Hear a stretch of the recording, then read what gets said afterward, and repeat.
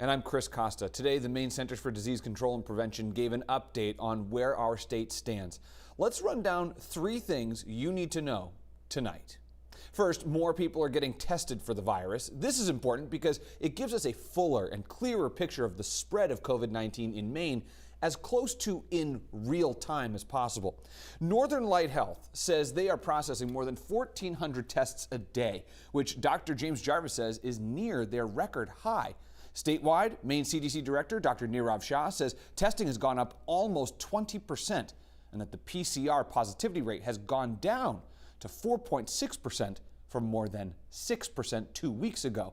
It's a bit of a double-edged sword. We have a better picture of the spread of the virus, but those trying to get test results for travel or events may see delays in getting those results.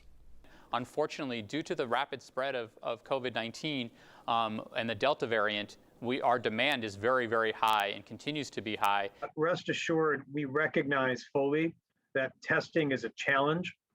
I know our team is, again, right now really focused on Washington, Aroostook, and Somerset to try to make community-level testing a lot more accessible.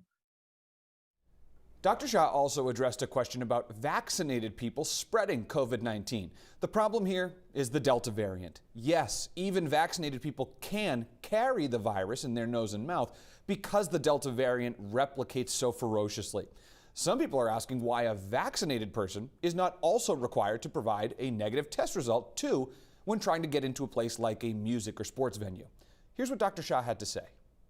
Well, reason number one is that it's statistically so less likely to happen in a vaccinated person.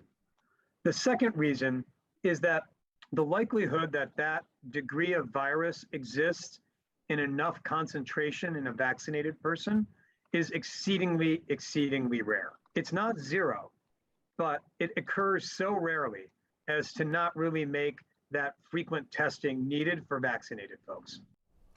And number 3, with certain people now eligible for Pfizer's booster shot of the COVID-19 vaccine, Dr. Shah is dispelling some myths about the shot.